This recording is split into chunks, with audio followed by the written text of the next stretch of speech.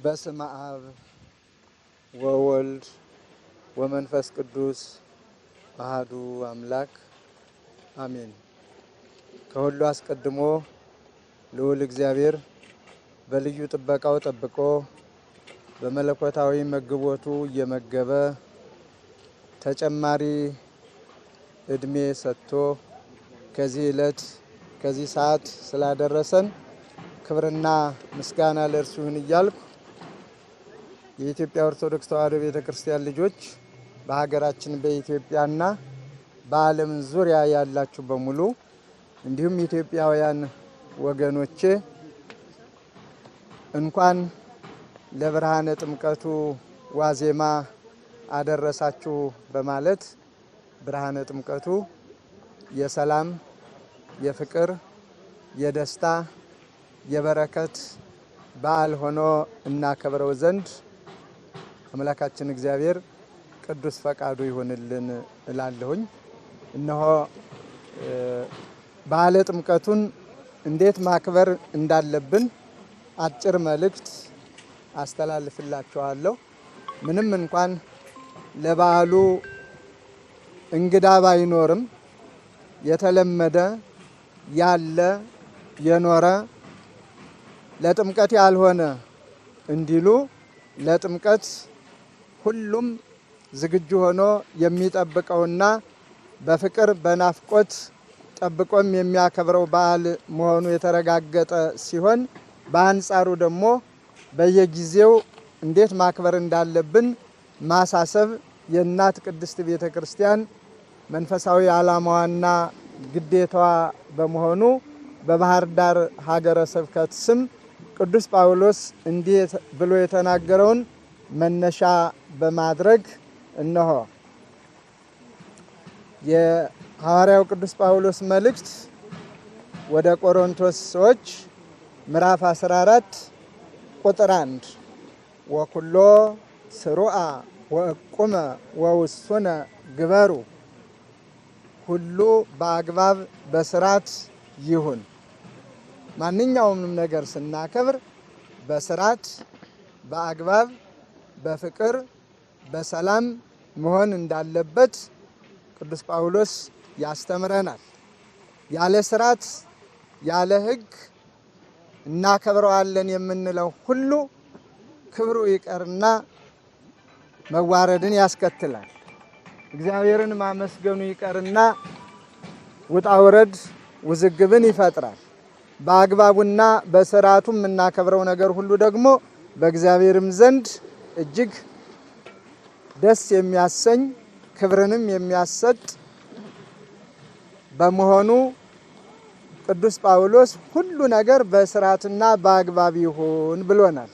ቤተ ክርስቲያን በዓላት በሚከበሩበት ሁሉ ስርዓት አላት።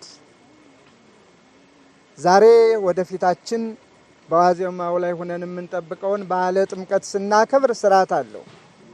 ታቦታተ ሕጉ ከየቤተ መቅደሶቻቸው ከመንበረ ክብራቸው ተነስተው ወደ ጥምቀቱ አደባባይ ወደ ባህረ ጥምቀቱ ሁሉም ይወርዳሉ። ታቦታቱ መንገድ አቋርጠው ከተለያዩ አቅጣጫዎች በብዙ የሚቆጠሩ አብያተ ክርስቲያናት ታቦታቱን አክብረው ወደዚህ ወደ ባህረ ጥምቀቱ ይመጣሉ። በዚህ ጉዞ ስርዓት አለው። ካህናቱ፣ ዲያቆናቱ፣ ሰንበት ትምህርት ቤት መንፈሳውያን ወጣቶች፣ ልዩ ልዩ የጽዋ ማህበራት ወጣቶች፣ አዛውንቱ፣ ባልቴት ሽማግሌው ሁሉም በስርዓት ሆነው እግዚአብሔርን እያመሰገኑ ምእመናን ለታቦታት የተዘጋጀውን የራሳቸውን ዝማሬ፣ የራሳቸውን መንፈሳዊ ሆታ፣ የራሳቸውን መንፈሳዊ መዝሙር እያቀረቡ እግዚአብሔርን እያመሰገኑ በስርዓት የሚያመልኩ ሲሆን ሰንበት ትምህርት ቤት መንፈሳውያን ወጣቶችም በአንጻሩ ለበዓሉ ያዘጋጁትን በዓሉን የሚገልጠውን እግዚአብሔርን እያመሰገኑ ታቦታቱን አጅበው አክብረው ይመጣሉ። ካህናቱ፣ ዲያቆናቱ፣ ቀሳውስቱና ዲያቆናቱ ልብሰ ተክህኖ ለብሰው ጃንጥላ ይዘው ታቦታቱን ካከበሩት ካህናት ጋር ከኋላ ከፊት ሆነው እያጠኑ የመጾር መስቀሎችን ይዘው ፊት ለፊት ይመጣሉ ማለት ነው። ቅደም ተከተል አለው ለሁሉም ለእያንዳንዱ። ከዚያም ደግሞ ምእመናን ከኋላ ሆነው እያጀቡ በእልልታ በደስታ እግዚአብሔርን እያመሰገኑ የሚመጡበት ልዩ በዓላችን ነው። ይህንን ስርዓት ቤተ ክርስቲያናችን ሁሉ በአግባብና በስርዓት ይሁን ብላ ሰርታ ደንግጋ ቀምራ አስቀምጣልናለች። ታቦቱን ስናከብር ወይም ታቦታቱን ስናከብር ባህረ ጥምቀት ስናስገባም ታቦታቱን ስናስወጣም ወደ ቤተ መቅደሶቻቸውም ስንመልስ በፍቅር ሆነን በሰላም በመጠጣት ሳይሆን ወጣ ባለ ጭፈራም ሳይሆን ከዚህ ቀደምም እንደተናገርኩት ዕጣኑ በሚጤስበት አቧራው ጤሰ የሚባል ሌላ ተራ መልእክት ተራ ቃል ሳይኖር በታቦታቱ ፊት መጤስ ያለበት መስዋዕት ሆኖ መቅረብ ያለበት ለእግዚአብሔር ዕጣኑ እንጂ አቧራው ስላልሆነ ጥላቻ የሚቀሰቅሱ መልእክቶች ሳይኖሩ ፍቅርን ብቻ የሚገልጡ አንድነትን ብቻ የሚገልጹ እግዚአብሔርን ብቻ የሚጠይቁ ሰላሙን ስጠን፣ ፍቅሩን ስጠን፣ አንድነቱን ስጠን፣ ችግሩን መከራውን በቃ በለን፣ እንደ ዛሬው ሁሉ በደስታ የሚቀጥለው ዓመትም አንተን ለማክበር የተዘጋጀን እንሆን ዘንድ የምንሻውን ነገር ሁሉ ፈጽምልን የሚሉ መዝሙራት፣ ግጥሞች የመሳሰሉት ነገሮች ተቀነባብረው እግዚአብሔርን ከማመስገን ጋራ እንዲሰሩ የቅድስት ቤተ ክርስቲያን መልእክት ነው። ቤተ ክርስቲያን በዓላቶቿ ሰላማውያን ናቸው። ድምጿም የሰላም ድምፅ ነው። እይታዋም አመለካከቷም ሰላም ነው። እያንዳንዱ እንቅስቃሴዋ ሰላማዊ ነው። ምክንያቱም የሰላምን አምላክ እግዚአብሔርን ሰላም ስጠን ብላ የምትጠይቅበት ልዩ በዓሏ ስለሆነ ታቦታቱ ከዚህ ያድራሉ። ምእመናንም አብረው ከዚህ ያድራሉ። ሊቃውንቱ ሲዘምሩ እዚህ ያድራሉ።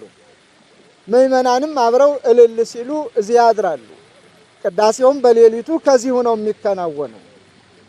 ጠዋትም ደግሞ ባህሩ ተባርኮ ጸበል ተረጭተን የተወሰነ ደቂቃ ረፍት ከተደረገ በኋላ መልሰን ታቦታቱን አጅበን ወደ ቤተ መቅደሶቻቸው ለመመለስ ከዚህ ነው የምንገናኝ። በዚህ ሂደት ሁሉ በስርዓት እንዲሆን እንቅስቃሴያችን ትልቁ መልእክት ነው። ሁሉ በአግባብና በስርዓት ይሁን የሚለውን መልእክት እንድትወስዱልኝ ነው።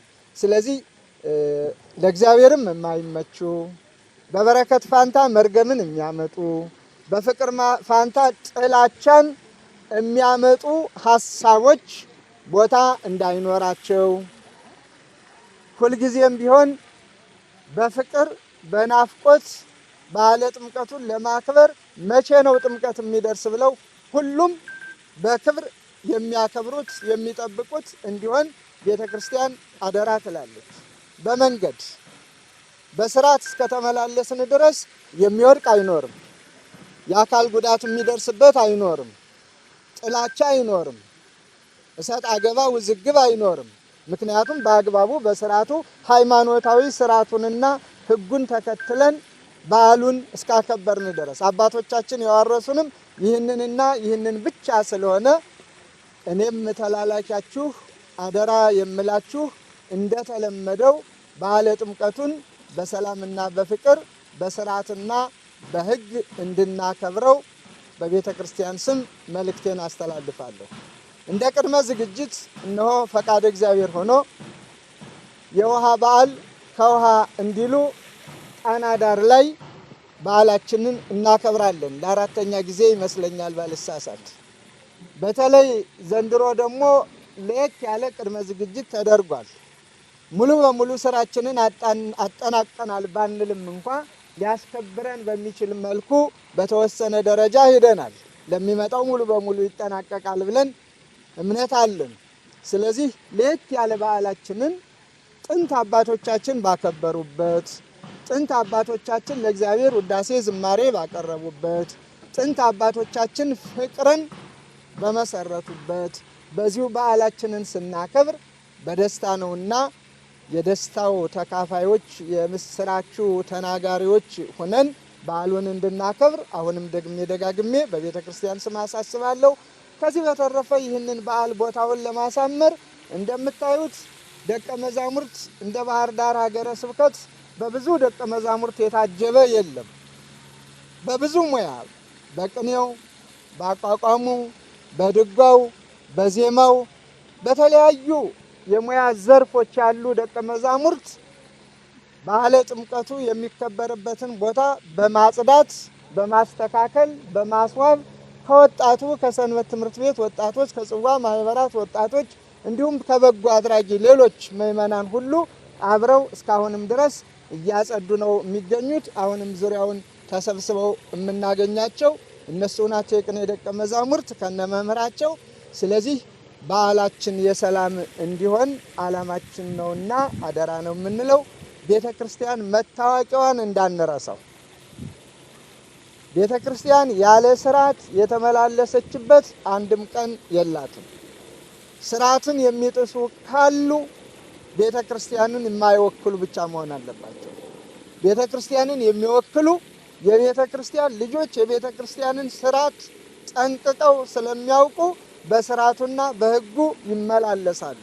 ስለዚህ ምልልሳችን ሁሉ በዘፈቀደ ሳይሆን በይሆናል ሳይሆን በግምት ሳይሆን ምን አለበት በሚል ሳይሆን በስርዓቱና ቤተ ክርስቲያን በደነገገችልን እንድናከብረው ነው። ቤተ ክርስቲያንን ስናከብር የማያስፈልጉ ጌጣጌጦች አያስፈልጉንም። የኛ ያልሆኑ አሁን የምንለጣጥፋቸው ወጣቱም አሳመርን ብሎ ሌላውም ውበት ሰጠን ብሎ የሚለጣጥፋቸው ብዙ ነገሮች አሉ። እነሱን እያረምን ነው፣ እነሱን እያስወጣን ነው። የቤተ ክርስቲያን መታወቂያዋ፣ ክብሯ፣ ጌጧ፣ ጃንጥላው፣ መስቀሉ፣ የራሷ ባንዲራዋ እነዚህን የመሳሰሉትን ይዛ ከፍ አድርጋ ታሳያለች። ልጆቿን ትባርካለች። በዝማሬ በእልልታ ሞቅ ደመቅ አድርጋ እግዚአብሔርን ታመሰግናለች፣ ታስመሰግናለች።